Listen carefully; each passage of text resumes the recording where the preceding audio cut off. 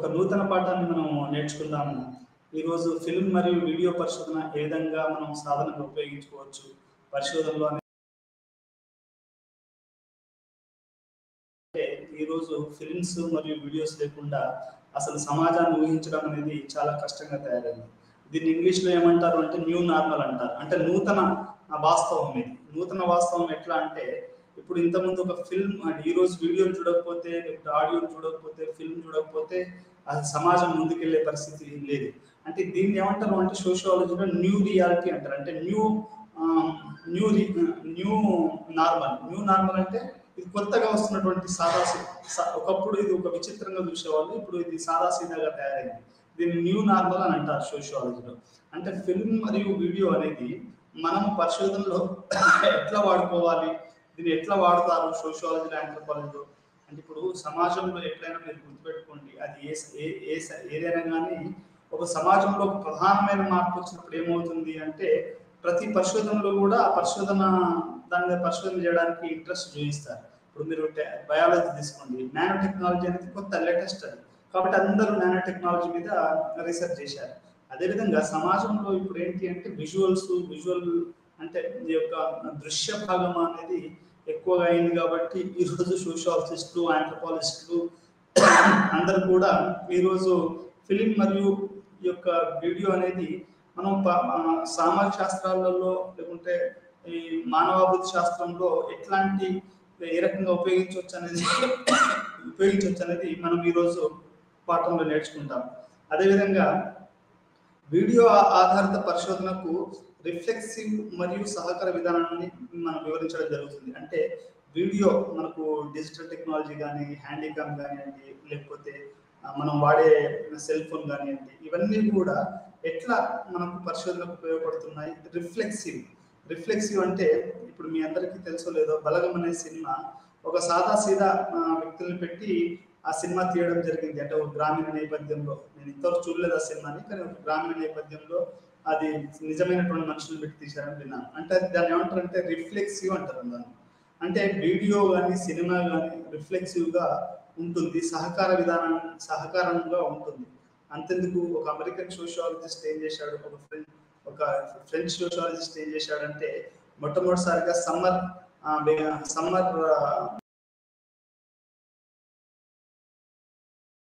విధానంతో కూడుకున్నటువంటి చిత్రం, అది మొట్టమొదటి చిత్రంగా చెప్పుకోవచ్చు. దాంట్లో యాక్టర్స్ కానివ్వండి లేకపోతే దాంట్లో వాళ్ళతో కలిసి జీవించాడు, వాళ్ళతో సినిమా తీశాడు, వాళ్ళకే చూపించాడు, వాళ్ళ ఫీడ్బ్యాక్ని తీసుకున్నాడు. ఈ రకంగా ఆ పరిశోధన అనేది సహకార విధానాన్ని అది చూపిస్తుంది. ఇది వీడియో ఆధారిత పరిశోధన అనేది మనకు ఇక్కడ అర్థమవుతుంది. అదేవిధంగా ఎథ్నోగ్రఫిక్ పరిశోధనలో వీడియో రికార్డింగ్ యొక్క ప్రయోజనాలను మనం గమనించాలి. అంటే ఎథ్నోగ్రఫిక్ ఫిల్మ్స్ అంటే ఇప్పుడు కోయాస్ కానివ్వండి లేకపోతే భారతదేశంలో చెప్తున్నాను భీల్స్ కానివ్వండి లేకపోతే ఇంకొంచెము గిరిజన గ్రామాలలో మనం కనుక సినిమా తీయాలి అంటే, మనం కనుక ఎథ్నోగ్రఫిక్ రీసెర్చ్ చేయాలి అంటే దాని వెనకాల మనకు ఎట్లా అంటే అది ఒక ఎథ్నోగ్రఫిక్ అది ఏంటి అంటే వీడియో కానీ లేకుంటే ఫిల్మ్ కానీ చేయవలసి ఉంటుంది. అంటే దీంట్లో మనం ఎట్లాంటి ప్రయోజనాలు ఉన్నాయి. ఇప్పుడు ఇంతకుముందు వీడియోకు ఫిల్మ్కి ఒక తేడా ఉంది. వీడియో రాకముందు ఫిల్మ్స్ తీసేవాళ్ళు. ఫిల్మ్స్లో ఒకటి ఏంటి అంటే మొత్తం కెమెరామ్యాన్ ఉండాలి, ఆ తర్వాత క్రేన్ ఉండాలి, ఆ తర్వాత దాన్ని కెమెరా ఎక్స్పర్ట్స్ ఉండాలి, సౌండ్ ఎక్స్పర్ట్స్ ఉండాలి, సౌండ్ వేరే రికార్డింగ్ చేయాలి, ఆ తర్వాత కెమెరా వేరే రికార్డింగ్ చేస్తుంది. ఇట్లా రకరకాలైనటువంటి అది ఫిల్మ్స్లో ఉండేది. వీటన్నిటిని అదేంటంటే వీడియో అనేది సింక్రనైజ్ చేసింది. అంటే ఇప్పుడు మనం ఒక షూట్ చేస్తున్నాం అనుకోండి, అది ఫిల్మ్లో ఇంతకుముందు ఎట్లా ఉంటుంది అంటే ఫిల్మ్ చేసిన తర్వాత దానికి మన రికార్డింగ్ అనేది వాయిస్ అనేది దాంట్లో వాయిస్ కానీ డబ్బింగ్ కానివ్వండి వాయిస్ ఓవర్ కానివ్వండి అవన్నీ యాడ్ చేసేవాళ్ళు. కానీ వీడియో రికార్డింగ్లో ఇవంతా ఏమవుతుంది అంటే అది మొత్తమే మనం షూట్ చేసినప్పుడు అది రికార్డ్ చేస్తుంది వాయిస్. ఇప్పుడు ఒక హీరో ఏంట్రా ఇలా వచ్చావు అన్న ఒక డైలాగ్ ఉందనుకోండి, అది మనకు వీడియో అనేది అది డైరెక్ట్ వాయిస్ని రికార్డ్ చేస్తుంది, ఫిల్మ్స్ని రికార్డ్ చేస్తుంది. కానీ ఇంతకుముందు ఫిల్మ్ ఎట్లా ఉండేది అంటే 1960కి ముందు చెప్తున్నాను నేను.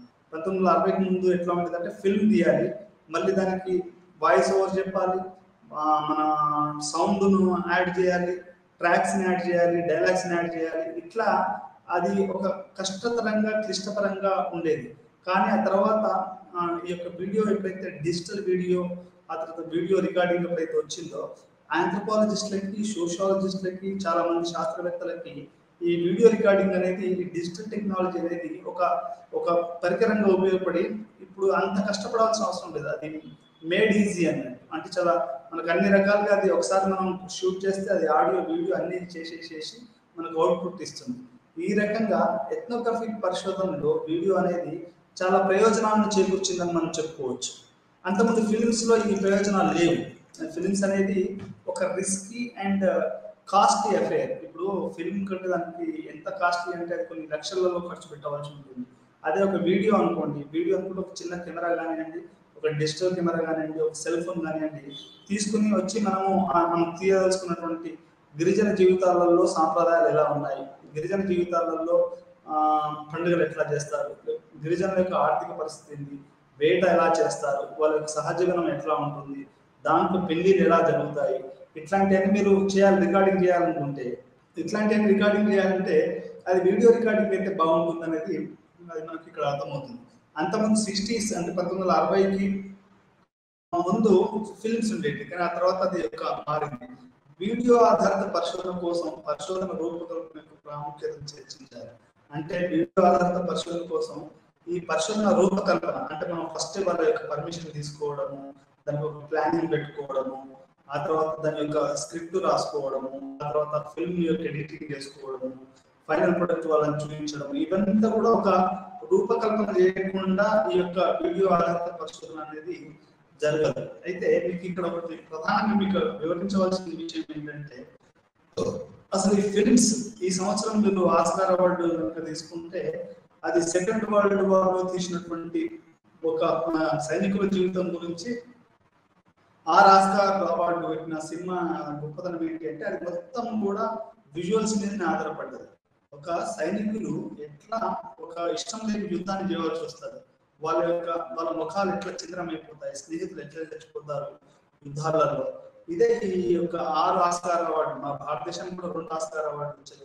నాటి పాటకులను, ఇంకొకటి Whisper, elephant Whisper, silent Whisper అనేది ఉంది, దానికి 2 వచ్చాయి. కానీ వేరే సినిమాకి 6 ఆస్కార్ అవార్డు వచ్చాయి. అంటే ఎందుకు చెప్తున్నానంటే ఆ సినిమా మొత్తం కూడా విజువల్స్ మీద ఆధారపడింది. ఈ విజువల్స్ ప్రాధాన్యత ప్రపంచంలో ఎప్పటి నుంచి మొదలైంది అనేది మీకు ఒక సందేహం రావచ్చు. ఈ విజువల్స్ ప్రాధాన్యత అయితే సెకండ్ వరల్డ్ వార్ వచ్చిందో, సెకండ్ వరల్డ్ వార్ ఏం జరిగిందంటే పోస్ట్ సెకండ్ వరల్డ్ అమెరికా కానీ యూరప్ కానీ ఒక విధ్వంసానికి గురయ్యాయి. విధ్వంసానికి గురయ్యాయంటే అది మానవాళిని కానివ్వండి, సామాజికంగా కానివ్వండి, ఆర్థికంగా కానివ్వండి, యుద్ధం యొక్క ఎంత విధ్వంసాన్ని, మానవాళిని ఎంత హీనంగా తయారు చేస్తుంది అనేది మనకు 2వ ప్రపంచ యుద్ధం అనేది చూపించడం జరిగింది. ఈ 2వ ప్రపంచ యుద్ధం తర్వాతనే మొత్తం అన్ని సబ్జెక్ట్స్ మారిపోయాయి. అంతేందుకు మీకు 2వ ప్రపంచ యుద్ధం ఎంత ప్రభావితం చూపించింది అంటే ఐన్స్టీన్ కనుక్కున్నటువంటి న్యూటన్ థీరమ్స్ ఇవన్నీ కూడా ఈ సెకండ్ వరల్డ్ వార్ తర్వాతనే అవి ఎక్కువగా 1945 మధ్యలో సెకండ్ వరల్డ్ వార్ జరిగితే స్టేజ్ ఆగస్ట్ కాంటే కానివ్వండి, ఎమిల్ డర్కైమ్ కానివ్వండి, కార్ల్ మార్క్స్ కానివ్వండి, వాళ్ళు పెద్ద పెద్ద పుస్తకాలు రాశారు, పెద్ద ఎస్సీలు రాశారు. కానీ వాళ్ళు విజువల్స్ మీద దేని మీద కూడా ఫోకస్ చేయలేదు. ఇది ఎప్పుడైతే 2వ ప్రపంచ యుద్ధం జరిగిన తర్వాత ఈ యొక్క విధ్వంసం జరిగిందో అప్పటి నుంచి విజువల్స్ ప్రాధాన్యత పెరిగింది. సమాజం దాని యొక్క అంటే మానవ జీవిత విలువ తెలిసింది ప్రపంచానికి. ఇప్పుడు జర్నలిస్ట్ రష్యన్ మళ్ళీ అదొక అరాచకం, ఒక అనాగరికంగా మనం చెప్పుకోవచ్చు. ఎందుకంటే వార్ అనేది అది ఎవరు మన లియో టాల్స్టాయ్ అని చెప్తాడు, ఈ war there is no winner, everybody is a loser. అంటే ఒక యుద్ధం జరిగితే దాంట్లో అందరూ కోల్పోవచ్చింది తప్ప ఎవడు దాంట్లో మన ప్రయోజనం పొందడానికి కుదరదు అన్నట్టు. ఇది మనకు తెలుస్తున్నటువంటి అవకాశం. అంటే ఇట్లా 2వ ప్రపంచ యుద్ధంలో ఏం జరిగింది అంటే ఈ యొక్క విజువల్స్ కి ఎక్కువ ప్రాధాన్యతలు రావడం వల్ల సోషియాలజీ కూడా దానికి ప్రభావం గురైంది. సోషియాలజీ కానివ్వండి, ఆంథ్రోపాలజీ కానివ్వండి, ఈ 2 కూడా 2వ ప్రపంచ యుద్ధం తర్వాత పూర్తిగా మారిపోయాయని మనము తెలుసుకోవచ్చు. ఈ యొక్క విజువల్ సోషియాలజీ, డిజిటల్ అనేది న్యూ నార్మల్. అంటే ఇది న్యూ నార్మల్ అంటే ఇది ఒకప్పుడు వింతగా ఉండేది, ఇప్పుడు ఇది పాత పడిపోయి అది ఒక సాదా సీదా వ్యక్తిలాగా ఉండేది. ఇప్పుడు ఉదాహరణకి నన్నే తీసుకోండి, ఒక సాదాసీదా గ్రామీణ ప్రాంతం నుంచి వచ్చిన వాళ్ళు ఎట్లా ఉంటారంటే కెమెరాకు దూరంగా ఉంటారు, చదువుకోవడానికి ఇష్టపడతారు. కానీ ఈరోజు ఈ యొక్క డిజిటల్ టెక్నాలజీ రావడం వల్ల, లేకపోతే దూర విద్యలో ఈ యొక్క మనకు ఈ యొక్క ఆన్లైన్ ఎడ్యుకేషన్ రావడం వల్ల ప్రతి విద్యార్థి కూడా తనను తాను తెర మీద చూసుకోవడము, పాఠాలు చెప్పేటప్పుడు తను వినడం అనేది ఇది ఒక నూతన రూపకల్పన అని మనం చెప్పుకోవచ్చు. ఇదంతా ఎందుకు జరుగుతుంది అంటే ఇది ఒక క్రైసిస్ వచ్చింది, మన కోవిడ్ అని ప్రపంచం మొత్తం వచ్చింది. అట్లాంటి టైంలో మనకు ఈ టెక్నాలజీ మార్పు చెందింది. మీకు అంటే మీకు సీదా సాదాగా అర్థమయ్యేటట్టు ఏ రకంగానైతే కోవిడ్ వచ్చేసేసి మొత్తం టెక్నాలజికల్ గా మనకు సాంకేతిక పరంగా ఈ యొక్క పాఠాలు చెప్పడం, ఆన్లైన్ ఎడ్యుకేషన్, ఎక్కువగా ఆన్లైన్ ఎడ్యుకేషన్ స్వయం కానీ, ఇగ్నో కానీ, అంబేద్కర్ కానీ ఇవన్నీ కూడా ఆన్లైన్ లో జరుగుతున్నాయి. అంటే ఏంటి, ఒక ఒక ఒక సమస్య కానీ, ఒక విపరీతమైనటువంటి ఒక యుద్ధ పరిణామాలు కానీ, లేకపోతే విపరీతమైనటువంటి ఒక రోగ పరిణామాలు కానీ ఒక కొత్త సాంకేతికతకు దారితీస్తాయని మనం ఇక్కడ అర్థం చేసుకోవచ్చు.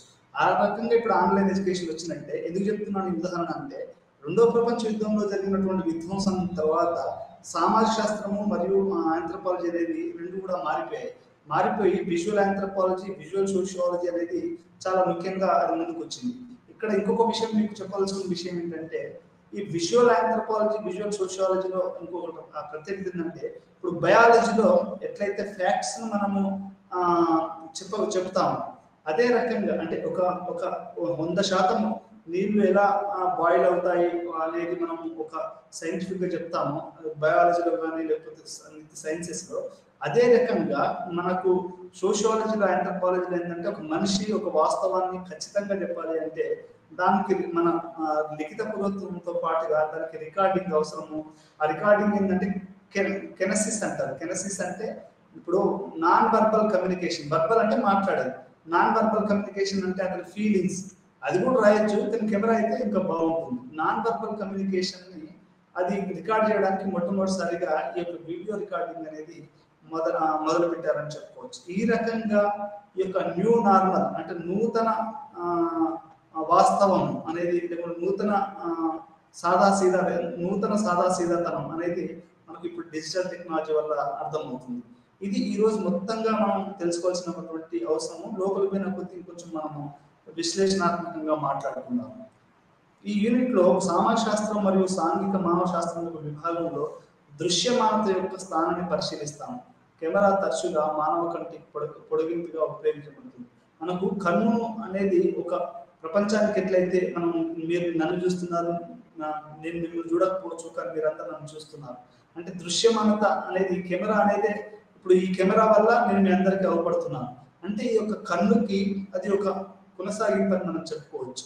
ఈ రకంగా మరియు పరిశోధన విధానం యొక్క సాంప్రదాయంతో ఉపయోగపడుతుంది. అంటే ఒక దాన్ని రీసెర్చ్ చేసేటప్పుడు మీకు కెమెరా అనేది ఎట్లా ఉంటుందంటే, మీరు అందరికీ తెలుసు, స్టెటోస్కోప్ తీసుకుంటే మనం ఇట్లా చూస్తాం, కన్నుని పెట్టి ఇట్లా చూస్తాం, స్టెటోస్కోప్ పెట్టి ఇట్లా అని చూస్తాం. ఇప్పుడు దుర్బిన్లోంచి ఇట్లా చూస్తూ ఉంటాం మనం.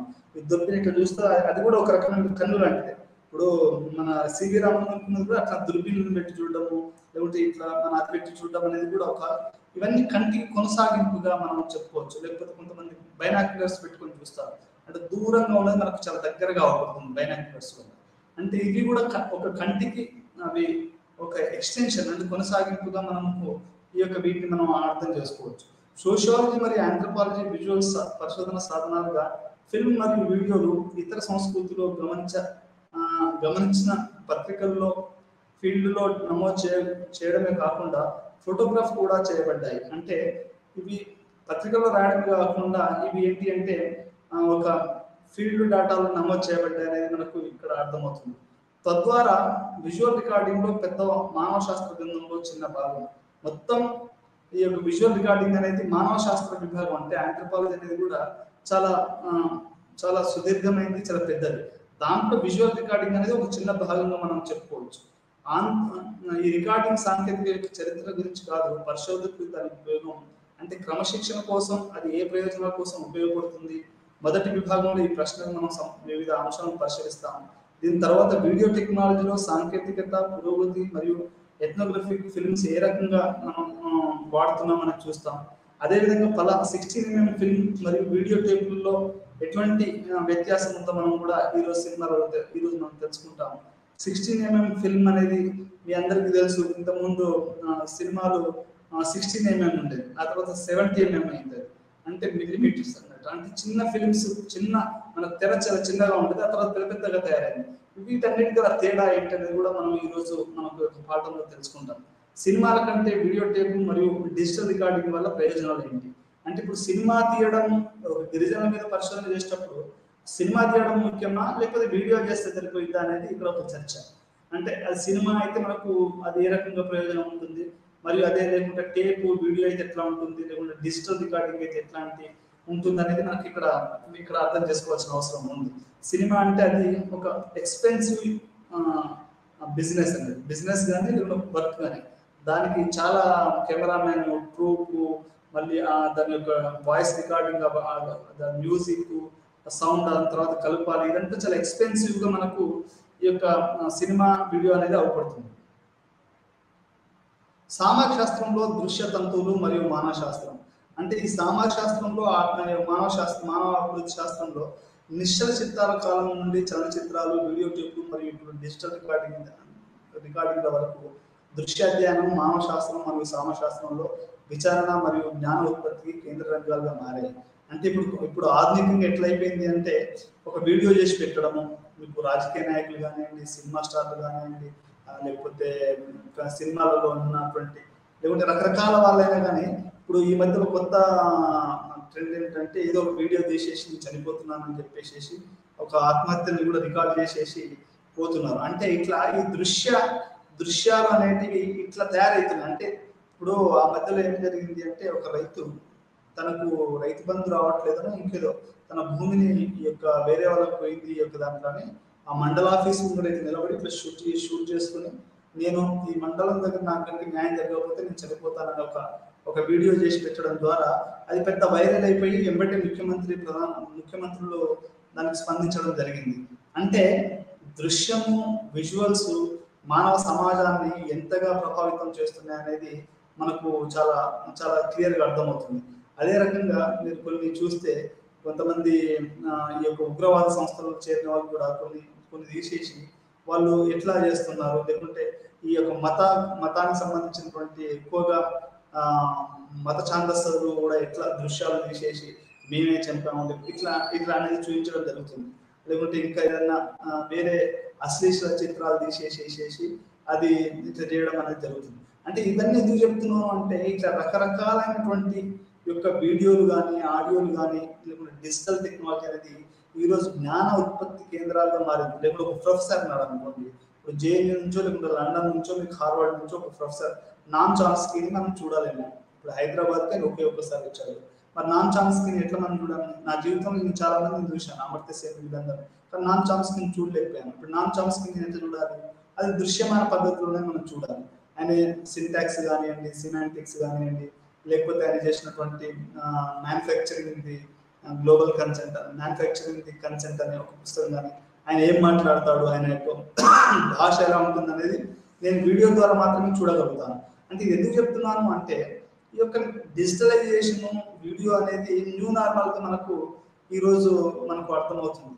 కానీ ఇంకొకటి కూడా దీంట్లో డేంజరస్ ఉంది. ఎట్లా అంటే, ఈ యొక్క వీడియోలో ఏది మంచిది, ఏది చెడది, ఏది ఫ్యాక్టు, ఏది అబద్ధం అనేది, ఎందుకంటే social media is open to everybody. అంటే సోషల్ మీడియా అనేది ఎవరికైనా, ఇప్పుడు నువ్వు యూట్యూబ్లో ఒక పాటను చెప్పించి దాన్ని మనము ఎవరైనా అప్లోడ్ చేసుకోవచ్చు, దాన్ని ఎవరైనా డౌన్లోడ్ చేసుకోవచ్చు. ఇట్లా సోషల్ మీడియాలో కంట్రోల్ ఏం లేవు. దానికి యూట్యూబ్లో కానివ్వండి, లేకుంటే మీకు ఇన్స్టాగ్రామ్ కానివ్వండి, ఫేస్బుక్ కానివ్వండి, వీటిలో ఎక్కడ, ట్విట్టర్ కానివ్వండి, వీటిలో ఎక్కడ కూడా మీకు అదేంటంటే దానికి పరిమితులు, ఎవరు ఏదైనా పెట్టుకోవచ్చు. అంటే మరీ అది ఇప్పుడు ట్విట్టర్ అకౌంట్ ఉంది, ఈ అమ్మాయి కంగనా రనౌత్ ఉంది, ఆ అమ్మాయి ట్విట్టర్ అకౌంట్ వాళ్ళు క్లోజ్ చేశారు. ఎందుకంటే ఆ అమ్మాయి రకరకాల ట్వీట్లు చేస్తుందని, అంటే ఒక డిస్టర్బెన్స్ చేసే ట్వీట్లు చేస్తుందని. అంటే సాదాసీదాగా ఏమవుతుందంటే, ఈ యొక్క సోషల్ మీడియా, సామాజిక ఈ యొక్క వార్తా ఇవి పరిణామాలన్నీ కూడా ఎట్లా అవుతున్నాయి అంటే, అది విషపూరితంగా తయారవుతున్నాయని మనం చెప్పుకోవచ్చు. అయితే ఇక్కడ మనం అర్థం చేసుకోవాల్సింది ఏంటి అంటే, ఈ విజువల్స్ అనేవి ఈరోజు న్యూ నార్మల్గా తయారనేది చెప్పడానికి మీకు ఇవన్నీ ఉదాహరణలు చెప్పవలసినటువంటి అవసరం ఉంది. అంటే ఒక జ్ఞాన ఉత్పత్తికి కూడా ఈరోజు విజువల్స్ అనేది చాలా చాలా ముఖ్యంగా మనకు అర్థమవుతుంది. మరి ఇంత ఇంపార్టెంట్ అయినటువంటి ఇంత ముఖ్యమైనటువంటి విజువల్స్ని సోషియాలజీ అనేది 1902 రెండో ప్రపంచ యుద్ధం తర్వాత ఇదంతా ఇట్లా మనకు మొదలైంది అనేది మనకి ఇక్కడ అర్థమవుతుంది. ఈ స్టడీస్ పరిశోధన నేడు అపారమైన సామర్థ్యాన్ని కలిగి ఉంది.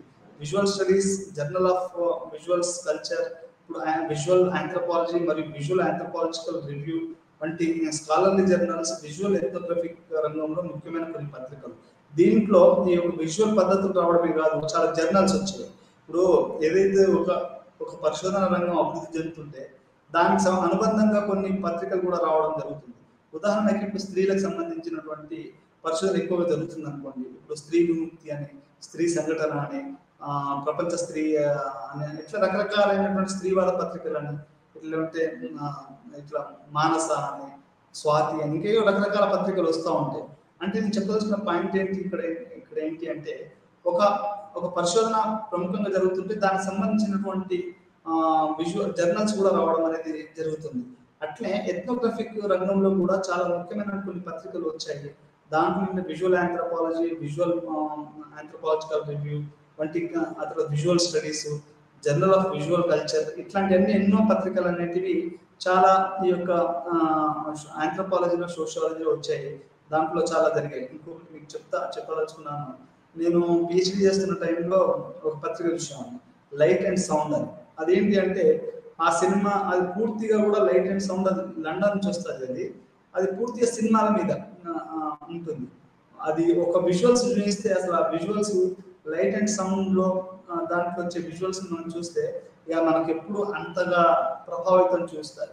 అది చూసినప్పుడు చదివినప్పుడు నాకు ఏమనిపించింది అంటే ఖచ్చితంగా ఏదో ఒక రోజు ఈ యొక్క లైట్ అండ్ సౌండ్లో నేను ఏదో ఒక రోజు ఒక ఆర్టికల్ రాయాలని అనిపించింది. ఎందుకంటే సినిమా అనేది నేను కూడా రోజు చూస్తూ ఉంటాను కాబట్టి. ఈ డిజిటల్ వరల్డ్లో మనం ఒక భాగం అయిపోయాము. మనకు అవసరమన్నా కాకుండా ఇప్పుడు ప్రతి డార్విన్ చెప్పాడు కదా, ఏంటంటే మారుతున్న సమాజాత్మకంగా మారలేని ఏవి కూడా అవి మానవ మనుగడ సాగించలేకపోయాయని డార్విన్ గారు చెప్పారు. మనం కూడా మారుతా ఉన్న ప్రపంచం కొద్ది మారాలి.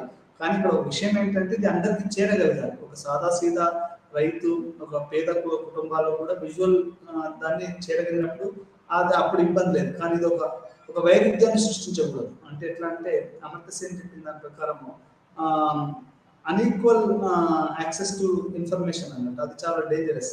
అసిమెట్రికల్ యాక్సెస్ టు ఇన్ఫర్మేషన్ అంటారు దాన్ని.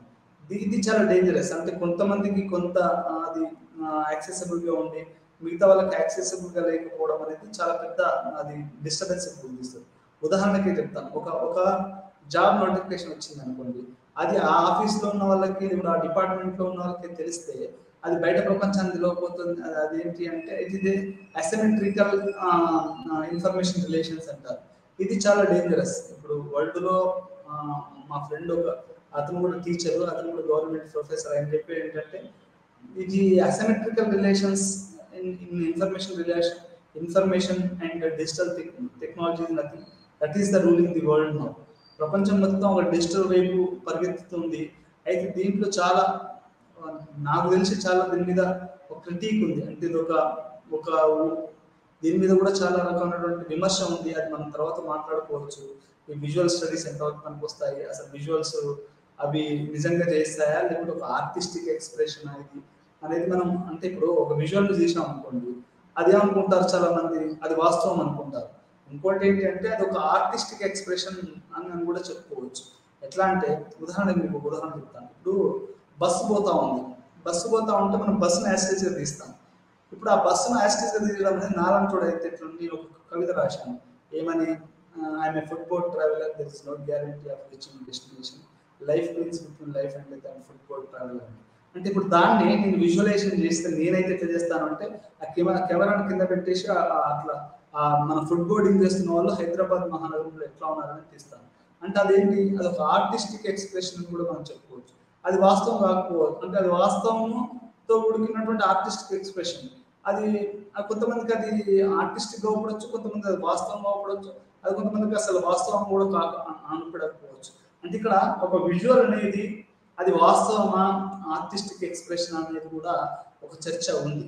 ఎందుకంటే ఒక్కొక్కరికి ఒక్కొక్క అది ఉంటుంది. అంటే అది మనిషి యొక్క సొంత ఆలోచనలు బయాస్ దాంట్లో ఉందనేది కూడా మనకు చాలా మంది, అందుకనే విజువల్ సోషియాలజీ, విజువల్ ఆంథ్రోపాలజీ కావాల్సినంతగా అది పాపులారిటీలోకి రాలేదు. అంటే అవి పాపులర్ అవుతున్నాయి కానీ అంతగా కావట్లేదు. ఎందుకు అంటే దీంట్లో కూడా బయాస్ ఉంటుంది. ఇది ఆర్టిస్టిక్ ఎక్స్ప్రెషన్ అనేది ఒక ఒక విమర్శన ఉంది. సో ఈ రకంగా ఈ రోజు మనకు పెరుగుతున్నటువంటి సాంకేతికత, పెరుగుతున్నటువంటి ఈ యొక్క డిజిటల్ వరల్డ్, అంటే ఈ దీంట్లో మనం ఎంటర్ అయ్యాం కాబట్టి దీంట్లో దాంతో పాటుగా సోషియాలజీలో, ఆంథ్రోపాలజీలో రకరకాల జర్నల్స్ వచ్చాయి. ఈ రంగంలో అనేది మనకు ఇక్కడ అర్థమవుతుంది. విజువల్ ఆంథ్రోపాలజీ యొక్క ఆసక్తి, అసలు ఈ యొక్క ఫస్ట్ ఆంథ్రోపాలజీలోనే విజువల్స్ మొదలు పెట్టారు, ఆ తర్వాత సోషియాలజీలోకి వచ్చాయి. 19వ శతాబ్దం చివరి నుండి 20వ శతాబ్దం ప్రారంభం వరకు మానవ శాస్త్రం యొక్క గొప్ప పని ద్వారా ఎథ్నోగ్రఫిక్ పరిశోధనలో దృశ్య తీగను అన్వేషించవచ్చు. ఫ్రాంజోయస్, బ్రోనిస్లావి, మాన్నోవెస్కీ, మార్గరెట్ మీడ్, గ్రెగరీ గోడ్సన్ వంటి కాలంలో ప్రభావవంతమైన విద్వాంసులు మరియు అనేక మంది ఇతరులు తమ ఫీల్డ్ వర్క్ కెమెరాకి తీసుకెళ్లారు. అంటే చాలా మంది ఈ యొక్క మాన్నోవెస్కీ కానివ్వండి, మార్గరెట్ మీడ్ కానివ్వండి, లేకుంటే మాన్నోవెస్కీ, మార్గరెట్ మీడ్, ఆ తర్వాత వేరే వాళ్ళు కూడా చాలా మంది కూడా వీళ్ళు పోతా కెమెరాని ఇట్లా భుజాన్ని తీసుకెళ్లి ఫీల్డ్కి వెళ్ళేవాళ్ళు. రాసుకునేసేపు రాసుకునే వాళ్ళు, మధ్యలో అవసరం కూడా ఒక ఫోటోగ్రాఫ్ తీసేవాళ్ళు. ఇప్పుడు నా ఫ్రెండ్ ఒక అబ్బాయి ఆదిలాబాద్ కొమరంభీం ఏరియాలో చేస్తూ ఒక 2 ఫోటోలు తీసుకొచ్చి మొత్తం రాశాడు. అంటే ఆయన మొత్తంగా రికార్డ్ చేశాడు, ఒక 2 ఫోటోలు కూడా తీశాడు. ఆ ఫోటోకి రాతను జత చేసేసి ఒక ఆర్టికల్ రాశాడు, అంటే గిరిజన ఆదిలాబాద్లో ఏ రకంగా ఉన్నారని. అంటే కెమెరాలు తీసుకెళ్ళడం అనేది ఆంథ్రోపాలజిస్ట్ అనేది మొట్టమొదటిసారి చేశారు. ఆ తర్వాత సోషియాలజీలో కూడా వచ్చిందని మనం చెప్పుకోవచ్చు. 1880 మరియు 1920ల మధ్యలో ఛాయాచిత్రాలు ఒక ముఖ్యమైన సాక్ష్యంగా చూడబడ్డాయి. అంటే 1880, 1920ల మధ్యలో ఈ యొక్క ఛాయాచిత్రాలు అనేవి ఒక ప్రముఖమైనటువంటి సాక్ష్యంగా నిలబడ్డాయని మనం చెప్పుకోవచ్చు. అంతేందుకు మన హైదరాబాద్ నగర చరిత్ర చూస్తే అప్పుడు చూపిస్తున్నటువంటి పాత చార్మినార్ కానివ్వండి, లేకపోతే మసీద్ బండ కానివ్వండి, రకరకాలైనటువంటి ప్రాంతాలు, ఫలక్నామా ప్యాలెస్ కానివ్వండి, ఇవన్నీ కూడా మనం కనుక చూస్తే ఏమైతుంది అంటే ఒక ఈ ఛాయాచిత్రాలు ఒక సాక్ష్యంగా మనకు అవపడతాయి. నిర్దిష్ట సమయం మరియు ప్రదేశాలలో మానవ కార్యకలాపాలను సంగ్రహించడం అనేది ఇక్కడ జరుగుతుంది. అంటే 1918 నుంచి 1920ల మధ్యలో ఈ ఛాయాచిత్రాలు అనేవి ఒక ముఖ్యమైన సాక్ష్యంగా చూపించబడ్డాయి. ఇవి చాలా ఈ రకంగా ఇది ఆంథ్రోపాలజీలో మొట్టమొదటిసారిగా ఈ యొక్క విజువల్ ఆంథ్రోపాలజీ అనేది మొదలైందని మనం అర్థం చేసుకోవచ్చు. అదే రకంగా దాని యొక్క ప్రభావం ఇది సోషియాలజీలో కూడా ఈ యొక్క విజువల్స్ ప్రాధాన్యత పెరిగిందని మనం చెప్పుకోవచ్చు. 60వ దశకంలో సహకార విధానంతో పాటు రికార్డింగ్ లో పరిశీలన దృష్టిలో విధానం కూడా కనిపించింది. మానవ శాస్త్రవేత్త జీన్ రాచ్మేర్, సమాజ శాస్త్రవేత్త ఎడ్మర్గో రూపొందించిన క్రానికల్స్ ఆఫ్ సమ్మర్, నేను ఇంతకుముందు కూడా చెప్పాను. ఈ యొక్క మానవ శాస్త్రవేత్త అయినటువంటి ఆయనను సమాజ శాస్త్రవేత్త ఒక 1961లో క్రానికల్స్ ఆఫ్ సమ్మర్ అని ఒక డాక్యుమెంటరీ తీయడము, అది షేర్డ్ ఆంథ్రోపాలజీగా నిర్వచించి దానికి అది ఒక అద్భుతమైన ఉదాహరణ. ప్యారిస్ వీధిలో కెమెరాతో ఈ చిత్రం మొదటి నుండి చివరి వరకు చిత్ర నిర్మాణ ప్రక్రియలో భాగంగా దానికి భాగస్వామ్యాలను కలిగి ఉంది. అంటే ప్రతి ఫ్రేమ్ లో కూడా ఒక సాదాసీదా వ్యక్తుల్ని, అంటే వాళ్ళ పర్మిషన్ తీసుకొని వాళ్ళు మాట్లాడుతుంటే ఇప్పుడు 2 రకాలుగా ఉంది. ఇప్పుడు చాలా మంది ఏం చేస్తారు అంటే కెమెరా పెట్టేసేసి వాళ్ళ ఇష్టం, అంటే ఏదో హక్కులాగా ఎట్లా పడితే అట్లా షూట్ చేస్తారు. కానీ ఇక్కడ మొట్టమొదటిసారిగా ఈ ఇద్దరు సోషియాలజిస్ట్, ఆంథ్రోపాలజిస్ట్ ఏం చేశారంటే వాళ్ళకి పర్మిషన్ తీసుకొని వాళ్ళని కూడా భాగస్వామ్యం తీసుకొని అట్లా ఈ యొక్క క్రానికల్స్ ఆఫ్ సమ్మర్ అనేది ఆ చిత్రం రూపొందించబడ్డది. అది ఒక విప్లవంగా చెప్పుకోవచ్చు. ఎట్లా అంటే ఒక నటించేవాడు కానీ కెమెరాలో దాంట్లో అవపడేవాడు ఒక జస్ట్ మేర్, వానికి అసలు ఏజెన్సీ లేదని కాదు, ఏజెన్సీ ఉంది అంటే అతనికి కూడా రెస్పాండ్ కాగలుగుతాడు. ఏదో మనం చెప్పినట్టు చేయడం, మన కెమెరాలో అవపడడం కాదు, అతనికి కొన్ని అభిప్రాయాలు ఉంటాయి, అతని యొక్క అభిప్రాయాన్ని మనం గౌరవించాలి. ఆ గౌరవించిన తర్వాత ఆ సినిమా తీయాలనేది మనకు ఇక్కడ అర్థమవుతుంది. అంటే ఆంథ్రోపాలజీ, సోషియాలజీ కూడా ఈ రకంగా ఏమయ్యాయి అంటే క్రానికల్స్ ఆఫ్ సమ్మర్ అనే సినిమాలో ఈ ఫ్రాన్స్ లో ఉన్నటువంటి వాళ్ళ యొక్క స్పందన తీసుకొని వాళ్ళతో కలిపి యొక్క సినిమా తీయడం అనేది జరిగింది. ఈ పని ప్రకృతిలో రిఫ్లెక్సివ్ గా ఉంది, ఎందుకంటే ఇది పట్టణ ప్యారిసీల జీవితాలను వారి దృక్కోణం చూపించింది. అంటే అక్కడ ఒక మనిషిని కనుక మనం దాంట్లో భాగం చేస్తేందంటే వాళ్ళ యొక్క దృక్కోణం అనేది మనకు ఇక్కడ అవపడుతుంది. వాళ్ళు ఏమనుకుంటున్నారు అంటే నువ్వు ఇక్కడ ప్రత్యక్షంగా చేస్తున్నావు అంటే ఆ మనిషినే ఒక భాగంగా చేసేసి దాన్ని అటు నువ్వు రాస్తున్న డైలాగ్ కాదు ఇక్కడ. ఇప్పుడు మన చాలా సీదాగా ఏమైందంటే స్క్రిప్ట్ రాసుకుంటారు, స్క్రిప్ట్ రాసుకొని దాన్ని వాళ్ళతో డైలాగ్ చెప్పించారు. కానీ ఇక్కడ వీళ్ళు క్రానికల్స్ ఆఫ్ సమ్మర్ లో ఈ స్క్రిప్ట్ గిఫ్ట్ ఏముండదు. ఇప్పుడు డైరెక్ట్ గా పోయి మనం అతన్ని అడగడము, వాళ్ళని కూడా భాగస్వామ్యం చేయడం, వాళ్ళ యొక్క దాన్ని చేసుకోవడం వల్ల ఇది ఒక కొత్త పద్ధతిగా మనకు ఇది క్రానికల్స్ ఆఫ్ సమ్మర్ అనేది ఒక పాత్ బ్రేకింగ్ వర్క్ గా మనం అర్థం చేసుకోవచ్చు. ఇక్కడ కెమెరా పాత్ర కేవలం ఫ్లై ఆన్ ది వాల్ కంటే ఎక్కువ. అంటే ఫ్లై ఆన్ ది వాల్ అంటే ఏదో తీయడం అట్లా కాకుండా ఇది దానికంటే ఎక్కువ అని చెప్పవచ్చు. వాస్తవానికి ఇది కేవలం బదిలీ చేయబడదు. అంటే విషయం ఏంటి అంటే ఇట్లా మనిషి అంటే ఏదైతే ప్రజల్ని కూడా ఈ యొక్క సినిమా షూటింగ్ లో భాగం చేయడం అనేది ఈ రకంగా ఫ్రెంచ్ సోషియాలజిస్టులు ఆంథ్రోపాలజిస్ట్ నుంచి ఇది మొదలైందని చెప్పుకోవచ్చు. ఇది ప్యారిస్ వీధిలో క్రానికల్స్ ఆఫ్ సమ్మర్ అనే సినిమా నుంచి ఈ ఆలోచన కానీ ఇదంతా మొదలైందని మనం చెప్పుకోవచ్చు. అంటే ఎందుకు చెప్తున్నాను అంటే మా ఫ్రెండ్ ఒక అతను చెప్తూ, డాక్టర్ ఆడమ్ స్టీఫెన్ చెప్తూ ఏమంటాడంటే అతను పబ్లిక్ సోషియాలజీ అనేది కూడా ఒకటి ఉంది అని, అంటే పబ్లిక్ సినిమా కూడా ఒకటి ఉంది నా దృష్టిలో. ఇప్పుడు అంటే నేను ఉదాహరణకు ఒక ప్యారలల్ గా చెప్తున్నాను, పబ్లిక్ సినిమా కూడా ఉంది. అంటే పబ్లిక్ సినిమా అంటే ఏంటంటే వాళ్ళు సినిమాలకు నటించే వాళ్ళు కూడా ఒక భాగం అన్నట్టు. దాంట్లో నటించడంలో, తీయడంలో, మాట్లాడడంలో, ఫీడ్బ్యాక్ ఇవ్వడంలో, ఇవన్నీ కూడా వాళ్ళు దీన్ని పబ్లిక్ సినిమా కూడా చెప్పుకోవచ్చు. ఆ రకంగా ఈ యొక్క సినిమా ఉందని చెప్పుకోవచ్చు. 60వ దశకంలో సహకార విధానంతో పాటు రికార్డింగ్ లో పరిశీలించిన దృశ్యాల విధానం కూడా కనిపించింది. మానవ శాస్త్రవేత్త జి నార్చ్మేరియా, సామాజిక శాస్త్రవేత్త ఎడ్మర్గో రూపొందించిన క్రానికల్స్ ఆఫ్ సమ్మర్ అనే ఇంతకుముందు మనం మాట్లాడుకున్నాం కదా, అదే ఇది. అంటే దానికి మరోసారి చదువుతున్నాను. విజువల్స్ లో సామాజిక శాస్త్రం యొక్క ఆసక్తి, అంటే అది సోషియాలజీ, ఇప్పుడు అది ఆంథ్రోపాలజీ, ఇది సోషియాలజీ. ఆసక్తికరంగా సామాజిక శాస్త్రం మరియు కెమెరా రెండు ఆధునికత యొక్క సృష్టి, అంటే మోడర్నిటీ. ఇప్పుడు రేషనాలిటీ, మోడర్నిటీ అంటే ఏంటి అని మీరు అడగవచ్చు. సార్ ఈ యొక్క ఆధునికత అంటే ఏంటి? ఆధునికత అంటే ఒకే ఒక మాటలో చెప్పాలంటే హేతువాదం మీద ఆధారపడ్డదే ఆధునికత. ఇది ఈ కెమెరా మరియు ఈ యొక్క సామాజిక శాస్త్రం రెండు కూడా హేతువాదంతో కూడుకున్నటువంటి సబ్జెక్టులు. అంటే మోడర్న్ ఇండస్ట్రియల్ కాంప్లెక్స్ సొసైటీస్ తెలుసుకోవడానికి పుట్టినటువంటి రెండు సబ్జెక్టులే ఈ యొక్క సామాజిక శాస్త్రం మరియు కెమెరా. ఈ రెండు కూడా ఒకేసారి జననం, రెండు కౌల పిల్లల్లాగా పుట్టాయని మీకు ఇంతమంది పాఠాలలో కూడా చెప్పాను, ఇప్పుడు కూడా చెప్తున్నాను. అయితే దృశ్యాలు కనీసం ఒక శతాబ్దం పాటు సామాజిక శాస్త్ర విచారణ విధానంలో భాగం కాదు. ఒక దశాబ్దం అంటే ఒక 100 సంవత్సరాల శత అంటే 100, ఒక 100 సంవత్సరాల పాటు ఎప్పుడు కూడా విజువల్స్ సామాజిక శాస్త్రంలో భాగం కాలేదు.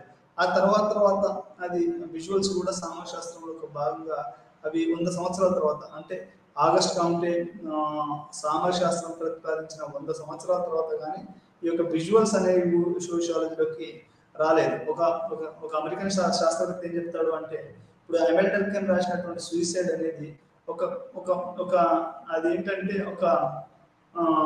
మనం అది సూసైడ్ అని చదివినప్పుడు కానీ ఆయన రాసినటువంటి 4 రకాలైనటువంటి ఆత్మహత్యలు, ఇట్లా ఆత్మహత్య అనే సూసైడ్ అంటే ఆత్మహత్య అనే పుస్తకంలో ఆయన ఏం రాస్తాడు అంటే 4 రకాల ఆత్మహత్యలు ఉంటాయి. వాళ్ళు ఏంటంటే ఆర్థికంగా తట్టుకోలేక, లేకుంటే నీ మీద పెట్టుకున్నటువంటి ఎక్స్పెక్టేషన్స్, అంటే వాళ్ళు ఏవేవో ఆశలు ఊహలు పెట్టుకుంటారు కదా, అవి పెట్టుకోకుండా అట్లా తట్టుకోలేక చనిపోయారు. ఇప్పుడు విద్యార్థులు చచ్చిపోతున్నారు, ఎంసెట్ లేకపోతే ఇంకా వేరే ఎంబీబీఎస్ రాలేదని చాలా మంది. అసలు ఈ మధ్యలో మా ప్రొఫెసర్ గారి సిస్టర్ చనిపోయింది, ఆమె వాళ్ళ కొడుకు ఎంబీబీఎస్ ఎక్కడో చదువుతున్నాడు.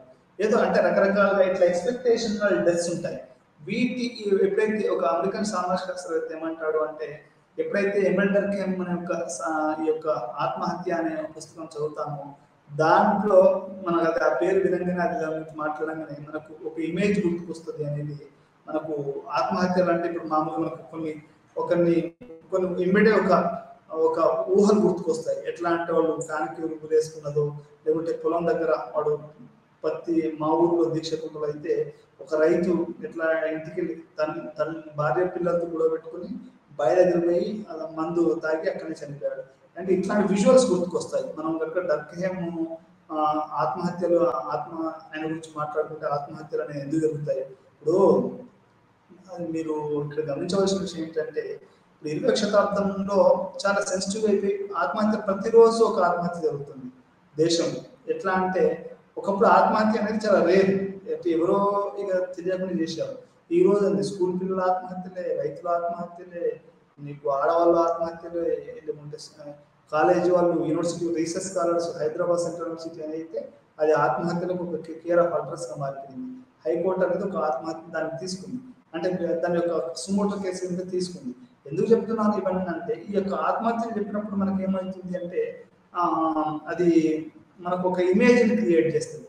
అంటే అది ఒక ఒక మనకు ఒక ఇట్లానే ఒక ఏంటంటే మన మైండ్లో ఒక ఇమేజ్ వస్తుంది. ఇప్పుడు రోహిత్ వేముల కేసు తీసుకున్నాం అనుకోండి, అతను ఒక ఒక సూసైడ్ నోట్ రాసి ఈ దేశంలో ఒక దళితులుగా పుట్టడం అంటే అది ఒక ఓట్ బ్యాంక్గానే పుట్టడం తప్ప ఇక్కడ మనిషికి గుర్తింపు లేదు, నేనేమో ప్రపంచ సైంటిస్ట్ అయిదాం అనుకుంటున్నాను కానీ ఈ సమాజం నన్ను అంతగా కానివ్వట్లేదు, ఇది కుల సమాజం అని చెప్పి అది రాసి చనిపోయాడు. అంటే ఇది ఇప్పుడు ఈ సూసైడ్, ఈ రోహిత్ వేముల సూసైడ్ మనం తీసుకుంటే దీని వెంటనే మనకు విజువల్స్ వస్తాయి. అతను చేసిన రూమ్ లో ఆయన చేసుకున్నటువంటి ఆత్మహత్య కానివ్వండి, రకరకాల విజువల్స్ మనకు వెంటనే కంటికి మన దృష్టికి వస్తూ ఉంటాయి. అంటే ఈ రకంగా మనకేంటి అంటే ఈ విజువల్స్ అనేది చాలా ప్రధానమైనటువంటి, ఎప్పుడైతే ఎమిల్ డర్కైమ్ సూసైడ్ చెప్పినటువంటి మనం ఎప్పుడైతే చదువుతామో దానికి విజువలైజేషన్స్ వస్తాయి మనకి. ఈ రకంగా విజువల్స్ అనేది సమాజశాస్త్రంలో చాలా చాలా ముఖ్యమైనది. ఎందుకు చెప్పాను ఉదాహరణలు ఇవన్నీ అంటే సమాజశాస్త్రంలో ఇవన్నీ చాలా చాలా ముఖ్యమైనది మనకు ఇక్కడ అర్థమవుతుంది. ఆసక్తికరంగా సమాజశాస్త్రం మరియు కెమెరా రెండు ఆధునికత యొక్క సృష్టి, మరియు వారి రాక కూడా ఇదే కాల వ్యవధిని పంచుకుంటుంది. అయితే దృశ్యాలు కనీసం ఒక శతాబ్దం పాటు సమాజశాస్త్ర విచారణలో భాగం కాలేదు. ఒక 100 సంవత్సరాల పాటు దృశ్యం అనేది ఎప్పుడు కూడా ఎమిల్ డర్కైమ్ ఏ రోజు కూడా ఫోటోలు వాడలేదు. కార్ల్ మార్క్స్ కూడా రాశాడు, పుంకాలుగా రాశాడు ఆ లండన్ లైబ్రరీలో కూర్చొని. అంటే మొత్తం అప్పుడు ఎట్లా అప్పుడున్న పరిస్థితిని ఆయన డస్ క్యాపిటల్ కానివ్వండి, లేకపోతే ఇంకా రకరకాల కమ్యూనిస్ట్ మేనిఫెస్టో, కానీ ఆయన ఏ రోజు దృశ్యాలు వాడలేదు వాళ్ళ యొక్క చిత్రాలలో. అంతెందుకు ఎమిల్ డర్కైమ్ వాడలేదు, మన ఫాదర్స్ ఆఫ్ సోషియాలజీ ఎవరు కూడా అంటే క్లాసికల్ థింకర్స్ అంటే ఎవరైతే మన ఒక సాంప్రదాయ యొక్క ఉన్నారో వాళ్ళు శాస్త్రవేత్తలు ఉన్నారో వాళ్ళు ఎప్పుడు కూడా ఈ యొక్క దృశ్యాలను వాళ్ళ యొక్క పరిశోధనలో భాగంగా చేయలేదు. అంటే రాశారు, ప్రతిదాన్ని రాయడమే తప్ప ఒక ఫోటో తీసి పెట్టడం, ఒక వీడియో తీసి పెట్టడం అనేది ఆ రోజుల్లో లేదు. 100 సంవత్సరాల తర్వాత కానీ ఈ యొక్క దృశ్య విభాగం అనేది ఈ యొక్క సోషియాలజీలోకి రాలేదు. అయినప్పటికీ దాని వ్యవస్థాపక తండ్రులైనటువంటి స్టిల్ చిత్రాలు లేదా చలనచిత్రాలు వంటి దృశ్యమాన రికార్డులను ఉపయోగించలేదని స్పష్టంగా తెలుస్తుంది. వీళ్ళు ఎటువంటి దృశ్యమాన రికార్డులను ఉపయోగించలేదనేది నాకు చాలా స్పష్టంగా వస్తుంది. ఎందుకంటే ఆగస్ట్ కాంటే ఆయన ఏం చెప్పాడు అంటే సమాజం అనేది అది ఒక రకంగా సైంటిఫిక్ వైపు పరిగెత్తుతుంది అని చెప్పాడు, ఒక రకంగా మ్యాథమెటికల్ గా తయారవుతుంది అని చెప్పాడు. అంటే ఒక లెక్కలు వేసుకున్నట్టు ఇది తయారవుతుంది అనేది మనకు ఈ యొక్క ఆగస్ట్ కాంటే వ్యవస్థాపక ఈ సమాజశాస్త్ర వ్యవస్థాపకుడు చెప్పాడు. అంటే ఈ యొక్క ఆధునికత యొక్క పిల్లలే, కవల పిల్లలే ఈ యొక్క సమాజశాస్త్రం మరియు ఒక కెమెరాను మనం చెప్పుకోవచ్చు. పరిశోధన సాధారణంగా ఫిల్మ్ మరియు అంటే ఇట్లాంటి పరిస్థితులలో మనము ఈ యొక్క ఫిల్మ్ని కానీ లేకపోతే వీడియోని కానీ ఏ రకంగా అర్థం చేసుకోవాలి. ఈ విభాగంలో వీడియో టెక్నాలజీస్లో సాంకేతిక పురోగతి చెందింది. మనం ఏంటి అంటే టెక్నాలజికల్ అడ్వాన్స్మెంట్ అనేది చాలా జరుగుతూ ఉంది. ఎట్లా అంటే ఇంతకుముందు ఒక సినిమా థియేటర్ నుంచి ఇంకో సినిమా థియేటర్ రీల్ తీసుకెళ్లేవాళ్ళు, ఇప్పుడు స్కూటర్ మీదకి. ఇప్పుడు మా ఉదాహరణ మా ఊరే చెప్తే నెక్కొండ నుంచి నర్సంపేటకు ఎప్పటికీ రీల్ ట్రాన్స్ఫర్ అవుతూ ఉండేది. అంటే ఇక్కడ తర్వాత అక్కడ థియేటర్ ఇక్కడ ఇట్లా తీసుకొచ్చు. ఇప్పుడు ఆ పరిస్థితి లేదు. ఇప్పుడు డెవలప్మెంట్ అయినటువంటి ఒకేసారి శాటిలైట్ ద్వారా ఒక చిత్రాన్ని అన్ని థియేటర్లలో చూపించవచ్చు. అంటే అది శాటిలైట్ కనెక్షన్ ద్వారా వస్తుంది. అంటే ఇది సాంకేతిక పురోగతి. అదేవిధంగా మనకు రీసెర్చ్లో ఎందుకు చెప్తున్నాను ఈ ఉదాహరణ అంటే ఈ యొక్క ఫిల్మ్ మరియు వీడియోలు అనేటివి ఈ యొక్క రీసెర్చ్లో మనం ఎట్లా వాడుకోవాలి అంటే ఈ 16mm ఫిల్మ్ అనేది ఇంతకుముందు చాలా మన ఆంథ్రోపాలజిస్టులు కానివ్వండి, సోషియాలజిస్టులు కానీ వాళ్ళు చూసేవాళ్ళు. కానీ దాని యొక్క పరిస్థితి మారింది. ఇప్పుడు ఆ పరిస్థితి లేకుండా వీడియో ఫిల్మ్లు వచ్చాయి. దీనికి దానికి తేడా ఏంటి అంటే మనకు 16mm ఫిల్మ్స్లో అది 1960 వరకు 70 వరకు కూడా 1916 16mm ఫిల్మ్స్ ఎథ్నోగ్రఫిక్ ఫిల్మ్స్లో ఆధిపత్యం చెలాయించింది. అంటే పెద్ద కెమెరా పెట్టేసి చేయడం అనేది అది ఆధిపత్యం చెలాయించింది. ఆ తర్వాత సౌండ్ వీడియో టెక్నాలజీ రాకముందు ప్రత్యేక ఆడియో రికార్డర్లు, పైప్యాడ్, భారీ మోషన్ కెమెరాలను రంగంలోకి దింపేవారు. అంటే ఎంత 1970 వరకు కూడా పెద్ద పెద్ద కెమెరాలను తీసుకొచ్చేసేసి ఫీల్డ్ వర్క్ చేసేవారు. కానీ దీన్ని ఎప్పుడైతే ఈ యొక్క వీళ్ళ శిక్షణ కలిగినటువంటి కెమెరామెన్ కూడా తీసుకొచ్చేసేసి ఈ యొక్క ఎథ్నోగ్రఫిక్ ఫిల్మ్స్ ఇప్పుడు అండమాన్ గురించి చెప్పాలంటే అసలు ఆ ఐలాండ్ చూపించాలి, ఇక్కడ ఉన్నటువంటి గిరిజనులు చూపించాలి, ఇదంతా కూడా ఒక పెద్ద కెమెరా అయితే అట్లా అప్పుడు చేసేవాళ్ళు. కానీ ఇప్పుడు ఆ పరిస్థితి పోయి ఒక చిన్న కెమెరాతో కూడా మొత్తం షూట్ చేసే అవకాశం వచ్చింది. పరిశోధనలో వీడియోల ప్రయోజనాలు అంటే ఈ యొక్క వీడియోలో ఏ రకంగా ప్రయోజనాలు ఉంటాయంటే, ఇంతకుముందు ఫిల్మ్స్కి చాలా కాస్ట్లీ అని మనం చెప్పుకున్నాం. అంటే ఒక సినిమా 16 mm 60 mm తీయాలంటే చాలా కాస్ట్లీతో కూడుకున్నటువంటి పని. కానీ ఇప్పుడు అది చాలా కాస్ట్లీతో కూడుకున్నటువంటి పని. కానీ ఈరోజు వీడియోల వల్ల అనేది చాలా సాదాసీదాగాను ఈజీగా మారాయని చెప్పుకోవచ్చు. మా ప్రొఫెసర్ గారు ఈశ్వరయ్య గారు చెప్తా ఉంటారు అప్పుడప్పుడు సెల్ ఫోన్ అనేది ఒకప్పుడు వాళ్ళ కూతురుతో మాట్లాడాలి అంటే దానికి ఎంతో ట్రంక్ కాల్స్ అవి వాడేవాళ్ళం. ఈరోజు వీడియోలో మనం ఫ్రీగా చూసుకుంటూ మాట్లాడవచ్చు అని చెప్తా ఉన్నారు. అంటే ఆయన ప్రొఫెసర్ గారు ఈ టెక్నాలజీలో జరిగినటువంటి ప్రయోజనాలను ఆయన వివరిస్తూ ఉంటారు మధ్య మధ్యలో మనకి. అంటే ఈ సెల్ ఫోన్ కనుక్కున్నది ఎవరు ఏంటి అని. అంటే ఇట్లా నేను ఎందుకు చెప్తున్నాను ఇదంతా అంటే, ఇప్పుడు సోషియాలజీ ఆంథ్రోపాలజీలో కూడా ఈ ఫిల్మ్లు మరియు వీడియోలు చాలా ప్రముఖంగా సహాయపడుతున్నాయి. ఎథ్నోగ్రఫిక్ పరిశోధనలో చలనచిత్రాలు మరియు వీడియోల లక్ష్యం ఎల్లప్పుడూ ఉంటుంది. సమాజం మరియు సంస్కృతిపై మంచి అవగాహన పెంపొందించుకోవడం, దృశ్య ఆసక్తి మరియు సమకాలీన సందర్భాలలో క్రమశిక్షణ యొక్క చరిత్రను దృష్టిలో ఉంచుకుని వాటిని మనం ప్రయోజనం అర్థం చేసుకోవచ్చు. అంటే మీకు ఇక్కడ ఒక ప్రధానమైనటువంటి భావన చెప్తాను. దాని ఏమంటే కెనెటిక్స్ అంటారు. కెనెటిక్స్ అంటే ఏంటి అంటే, ఈ యొక్క ఏదైతే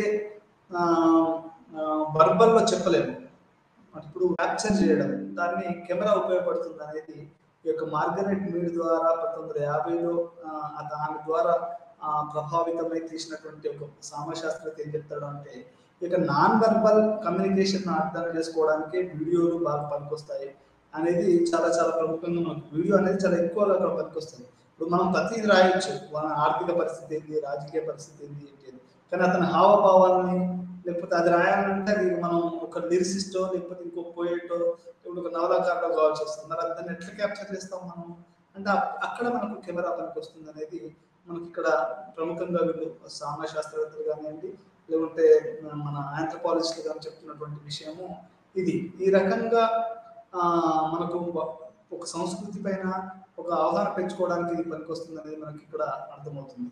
దృశ్య ఆసక్తి మరియు సమకాలీన సందర్భాలలో క్రమశిక్షణ యొక్క చరిత్రను దృష్టిలో ఉంచుకొని వాటి ప్రయోజనాలను మనం ఇప్పుడు చూద్దాం. ఎథికల్ డైలమాస్ అండ్ మెథడాలజికల్ కన్సర్న్స్ అంటే మొత్తంగా ఈ సినిమాలు వీటన్నిటిని ఈ యొక్క వీటిని ఎట్లా పడితే అట్లా తీయొచ్చా మనం, అంటే గిరిజన అంటే వాళ్ళని పిచ్చోళ్ళ, లేకపోతే వాళ్ళకి ఒక ఏజెన్సీ లేదా, వాళ్ళ జీవితంలో మనం చూడాలి అంటే ఇవన్నీ కూడా ఒక నైతిక ప్రశ్నలు అన్నట్టు. నైతిక ప్రశ్నలు మరియు ఇవి మనం మెథడాలజీ అంటే పద్ధతుల యొక్క మనం ఎట్లా చేయాలనే ఒక పద్ధతి మీద ఆలోచించడం, ఇదంతా కూడా మనం మెథడాలజికల్ కన్సర్న్స్ అండ్ ఎథికల్ డైలమాస్ అని మనం చెప్పుకోవచ్చు. మనం ఈ విభాగంలో సంస్కృతులు మరియు వారి వ్యక్తులు రికార్డ్ చేసేటప్పుడు కొన్ని నైతిక ఆందోళన చర్చిస్తాం. ఈ ఆందోళన కొన్ని ఈ యూనిట్లో చర్చించబడతాయి. అవేంటి అంటే, ఫస్ట్ మన నమ్మకాన్ని మనం నిర్మించగలగాలి, సమ్మతిని స్థాపించగలగాలి. అంటే మనం ప్రజల నమ్మకాన్ని, ఆ గిరిజన నమ్మకాన్ని, లేకపోతే సాదాసి ఒక ఇప్పుడు గాడ్ ఫాదర్ సినిమా తీసినప్పుడే వాళ్ళు ఇటాలియన్ మాఫియా దగ్గర ఒక నమ్మకాన్ని ఏర్పరచగలిగారు. వాళ్ళు ఏంటి అంటే మేము ఏం డిస్టర్బ్ చేయకుండా దాంట్లో ఈ యొక్క మాఫియా అనే పదాన్ని లేకుండా చేసేసి వాళ్ళకి నమ్మకం కుదిరిన తర్వాతనే సినిమా అనేది మొదలుపెట్టారు. సమ్మతిని స్థాపించడం అంటే వాళ్ళు ఉన్నకాడనే ఆ సినిమా షూటింగ్ చేయడం. అందుకనే అది ప్రపంచవ్యాప్తంగా ఒక మూలమలుపు సినిమా ఫిల్మ్ మేకింగ్ అని చెప్పుకోవచ్చు. అంటే ఒక సినిమా కానీ డాక్యుమెంటరీ తీసేటప్పుడు కానీ నమ్మకాన్ని ఏర్పరచడం కానివ్వండి, సమ్మతిని స్థాపించడం కానీ అనేది అది చాలా చాలా ముఖ్యమైనది మనకి ఇక్కడ అర్థమవుతుంది. ఎథ్నోగ్రఫిక్ అధ్యయనం మరియు దానిలో పాల్గొనే వారి పరిశీలన పద్ధతి, పరిశోధకుడు మరియు అతను పాల్గొనే వారి మధ్య నమ్మకం ఆధారిత అవగాహన పునాదులపై ఆధారపడి ఉంటుందని, విశ్వాసం అనేది ఇక్కడ కీలకమైన అంశము.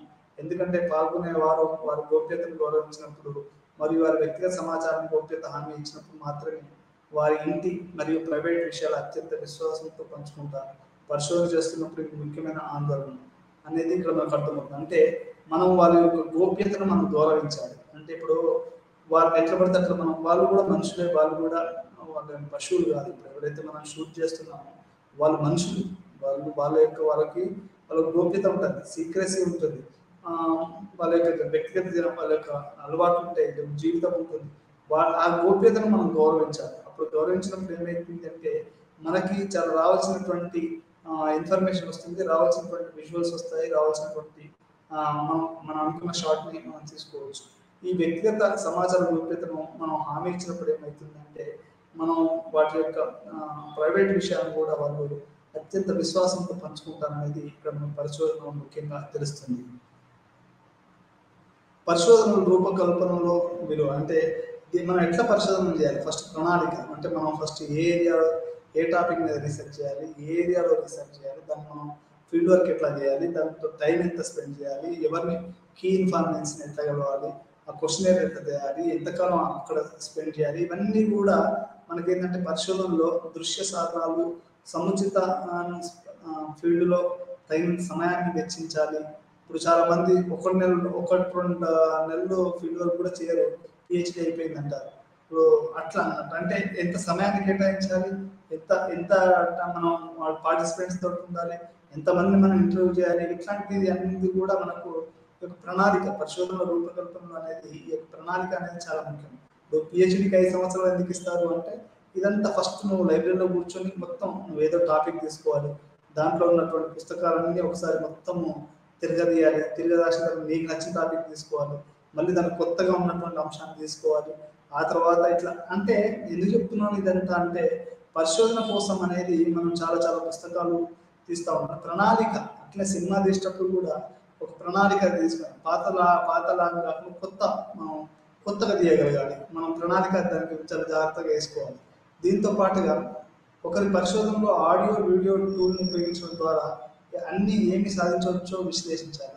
ఇతర పద్ధతుల ద్వారా రికార్డు చేయగల అధ్యయన అంశాలు ఉన్నాయా, ఇది వీడియో సాధనాన్ని ఉపయోగించడంలో ఒకరి ఉద్దేశాన్ని హేతుబద్ధం చేయడానికి సహాయపడుతుంది. అంటే ఇక్కడ చెప్పాల్సిన విషయం ఏంటంటే ఈ యొక్క పరిశోధన రూపకల్పన అనేది ఒక రీసెర్చ్ టూల్. ఇప్పుడు ICSR మీకు ఉదాహరణ కావడానికి చెప్తున్నాను. Indian council for social science research అనే భారతీయ సామాజిక శాస్త్రాలు లేకుంటే సాంఘిక శాస్త్రాల పరిశోధన కేంద్రం ఢిల్లీలో ఉంది. వాళ్ళకు ఒక రూపకల్పన గైడ్ లైన్స్ ఉంది, అంటే ఒక సూత్రీకరణ ఉంది. అదేంటి అంటే first statement of the problem, అంటే ఏదైనా ఒక మనం రీసెర్చ్ ప్రాబ్లం తీసుకున్నాం అంటే అదొక ఫస్ట్ ఒక స్టేట్మెంట్ ఉండాలి. ఆ తర్వాత రివ్యూ ఆఫ్ లిటరేచర్, అంటే ఆ తర్వాత దానికి సంబంధించినటువంటి ఏమేమి పరిశోధనలు జరిగాయో చూడాలి. ఆ తర్వాత క్వశ్చన్స్ ఏం మనం చేయాలి, కొత్త క్వశ్చన్స్ మనం ఏం లేపుతున్నాం అని తెలుసుకోవాలి. ఆ తర్వాత దాంట్లో మనం ఏ పద్ధతులను వాడుతున్నాం అని తెలుసుకోవాలి. ఆ తర్వాత ఫీల్డ్ ఎక్కడో తెలుసుకోవాలి. ఆ తర్వాత మనకు ఎంత క్వశ్చన్ ఓపెన్ ఎండెడ్ అని తెలుసుకోవాలి, స్నో బాలింగ్ లేకుంటే ఏందని తెలుసుకోవాలి.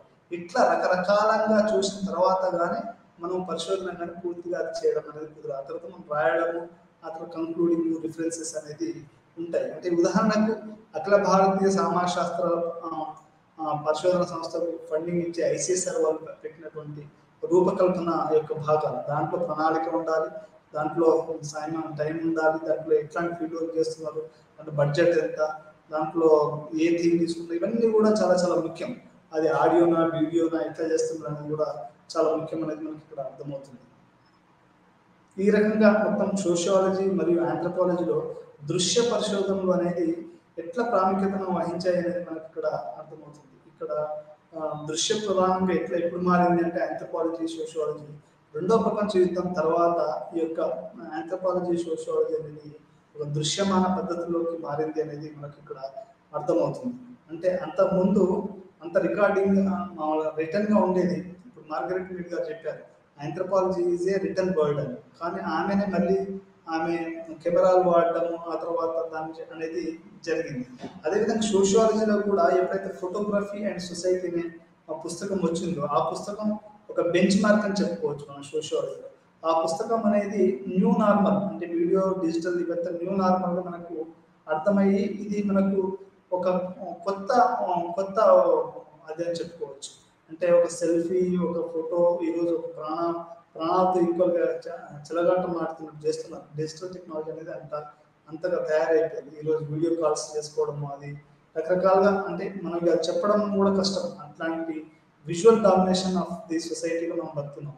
అంటే అంత ప్రభావవంతమైనటువంటి సమాజంలో ఈరోజు మనం బతుకుతున్నాం. అది 1960లో ఇది రెండో ప్రపంచ యుద్ధం తర్వాత, అంటే మరీ ముఖ్యం ఇక్కడ మీకు బండ గుర్తు చెప్పాలి అంటే రెండో ప్రపంచ యుద్ధం తర్వాత అనేది విజువల్ ఆంథ్రోపాలజీ, విజువల్ సోషియాలజీ అనేది చాలా ప్రముఖంగా మనకు ముందుకొచ్చింది అనేది ఇక్కడ అర్థమవుతుంది. దీన్ని వీడియోలపై శాస్త్రీయ ఆసక్తి నుండి ఆబ్జెక్టివ్ డేటాగా ఎథ్నోగ్రఫిక్ పరిజ్ఞానం యొక్క వ్యక్తీకరణ వీడియోల వరకు సాంకేతిక పురోగతి, వీడియో ఆధారిత పరిశోధనల మార్పులు ఉన్నాయనేది మనం అధ్యయనం చేస్తాం.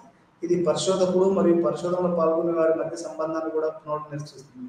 అంటే మొత్తంగా ఈ దృశ్య పద్ధతి అనేది ఈ యొక్క పరిశోధకుడు అతను చేసే పరిశోధనలో పాల్గొనే వారి మధ్య సంబంధాన్ని కూడా పునర్నిర్వచిస్తుందని కూడా మనకి ఇక్కడ అర్థమవుతుంది.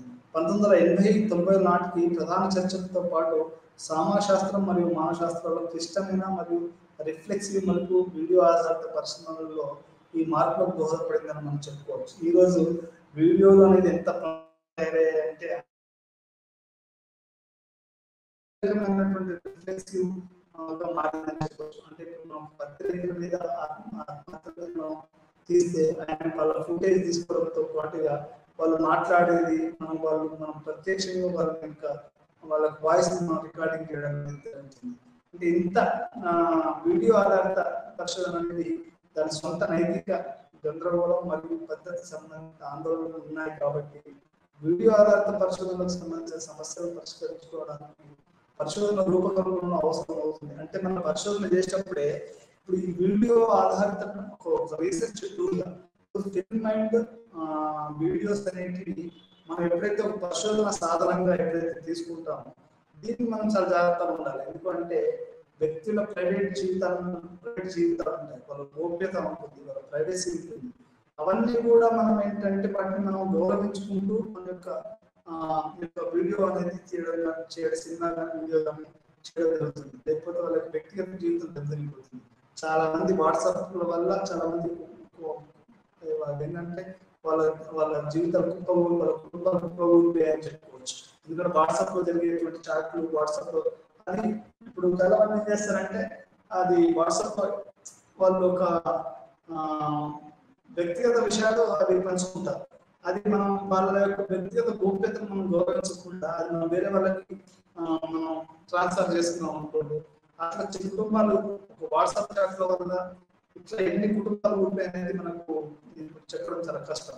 ఎందుకంటే అట్లాంటి అంటే ఇక్కడ 2 రకాలుగా జరుగుతుందండి. విధ్వంసం కూడా జరుగుతుంది. మానవ విధ్వంసము అనేది కూడా నైతికంగా చాలా దీంట్లో ఆందోళన చాలా ఉన్నాయి. ఈ యొక్క వీడియో రీసెర్చ్ లో కానివ్వండి, ఫిల్మ్ రీసెర్చ్ లో కానివ్వండి.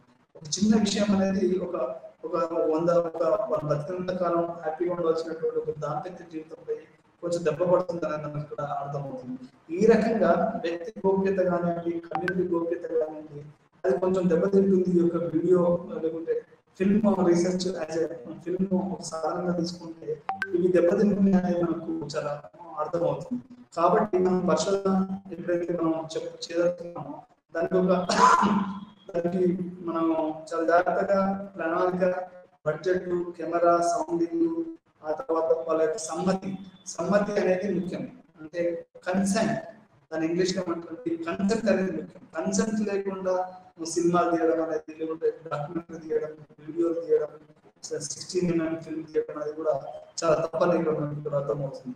అదే అంటే ఈ యొక్క కన్సెంట్ అనేది ఎంత ముఖ్యమంటే చాలా వరకు ఈరోజు బలవంతంగా ఆడియో వీడియో చేయడం జరుగుతుంది. తక్కువ డబ్బులకు ఆడియో వీడియోలు చేయడం జరుగుతుంది. బలవంతంగా అది చేస్తుంది. మీకు ఇంకో ఉదాహరణ ఈ పాఠంలో చెప్పదలుచుకున్నది ఏంటంటే ఈ యొక్క సమాజ శాస్త్రంలో ఒక ఉమెన్ సమాజ శాస్త్రవేత్త తన కెమెరా తీసుకొని ఒక ఎథ్నో ఫెస్టివల్కి వెళ్ళింది. అంటే ఒక గిరిజన చేస్తున్నటువంటి దానికి వెళ్ళింది. దాంట్లో ఏంటి అంటే ఆ యొక్క గిరిజన సంప్రదాయం ఏంటి అంటే రికవరింగ్ ది షిప్ అంటే గొర్రె, ఒక గొర్రెను దాన్ని వాళ్ళు ఇప్పుడు ఆ గిరిజనులలో ఉన్న సంప్రదాయం ఏంటి అంటే ఆ గొర్రెను ఆడగొర్రె ములగొర్రె వాళ్ళు అంటే ఎటువంటి లేకుండా వాళ్ళు దాన్ని అంటే వాళ్ళు తిరిగి పొందడం అనే ఒక గిరిజన సాంప్రదాయం. దాన్ని కెమెరాలో షూట్ చేయడానికి వెళ్ళినప్పుడు ఒక సోషాలజిస్ట్ అంటే స్త్రీ సమాజ శాస్త్రవేత్త ఏమంటది అంటే అది అంతా ఒక పోర్నోగ్రఫిక్ అంటే ఒక లైంగిక విశృంఖలత, పోర్నోగ్రఫీ తెలుగులో ఏమంటారు అంటే ఒక విచ్చలవిడి శృంగారతంగా ఉన్నట్టు ఉంది అని ఆమె ఈ యొక్క అంటే వీడియో కనుక మనం తీయాలనుకుంటే ఈ విచ్చలవిడితనాన్ని, ఈ మగ అహంకారం చూడలేకపోయానని ఒక స్త్రీ సామాజిక ఒక ఆడ సామాజిక శాస్త్రవేత్త ఉమెన్ సోషియాలజిస్ట్ చెప్పడం జరిగింది. అంటే ఈ వీడియో ఆధారితలో ఇట్లా చాలా రకాలైనటువంటి ఆందోళనలు. ఒకటేమో వాళ్ళ యొక్క వ్యక్తిగత జీవితాన్ని మనం గౌరవించడం, రెండోది ఏంటి అంటే ఈ ప్రైవసీని మనం గౌరవించడము, వాళ్ళ సమ్మతిని తీసుకోవడం, ఇవన్నీ కూడా ethical dilemmas and moral responsibilities. అంటే మనం చాలా జాగ్రత్తగా ఉండాలి. మోరల్ మన నైతిక బాధ్యత కూడా పక్క వాళ్ళ యొక్క స్వేచ్ఛను, వాళ్ళ యొక్క ప్రైవసీ అంటే వాళ్ళ యొక్క గోప్యతను మనం ఉంచడం అనేది మన వ్యక్తిగత బాధ్యత. అది మనం అర్థం చేసుకోకుండా ఎట్లా తీయడం అనేది మన సామాజికంగా మనము వాళ్ళని దెబ్బతీస్తున్నట్టు మనకు అర్థమవుతుంది. ఒక చిన్న వీడియో చాలు మొత్తం కుటుంబాన్ని రకరకాలుగా లేకపోతే గొడవలని, మత గొడవలని, ప్రాంతీయ గొడవలని, లేకపోతే భార్య భర్తల మధ్య గొడవలని, కుటుంబాన్ని విధ్వంసం చేయడానికి ఒక చిన్న వీడియో అవసరం. అది ఒక ప్రైవేట్ లో తీసినటువంటి ఒక వీడియో చాలు ఆ కుటుంబాన్ని మొత్తం బదనాం చేయడానికి. ఈ రోజుల్లో యూత్ కొంతమంది వాళ్ళను అనుకున్నటువంటి అమ్మాయిని వాళ్ళని ప్రేమించకపోతే అక్కడ వీడియో తీసేసి పెట్టేయడాలు, లైంగికంగా వాళ్ళని చేయడం, ఇది ఒక అనైతిక పద్ధతులలో ఇవన్నీ జరుగుతూ ఉన్నాయి. అంటే వీటన్ని అది ఏ రకంగా మనం అరికట్టాలనేది మన తర్వాత సైబర్ క్రైమ్, సైబర్ సెల్స్ ఇవన్నీ కూడా వచ్చాయి. ఎందుకంటే రోజు రోజుకి మనకు ఈ సాంకేతికత అనేది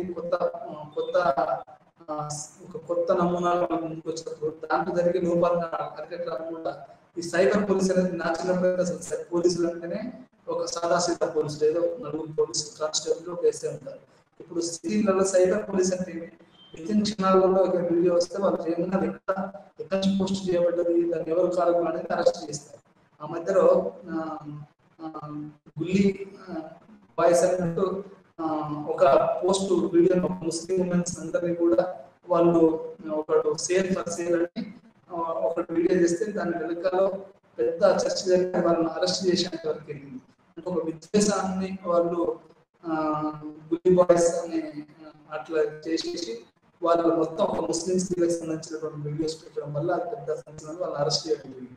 అంటే ఇక్కడ చెప్పాల్సిన పాయింట్ ఏంటి అంటే ఇక్కడ వాళ్ళ గోప్యత ఉంటుంది. ప్రతి వ్యక్తికి, ప్రతి కులానికి, ప్రతి మతానికి, ప్రతి ప్రాంతానికి, ప్రతి వ్యక్తికి, ప్రతి ఆడపిల్లకి, మగపిల్లకి అందరికీ కూడా గోప్యత ఉంటుంది.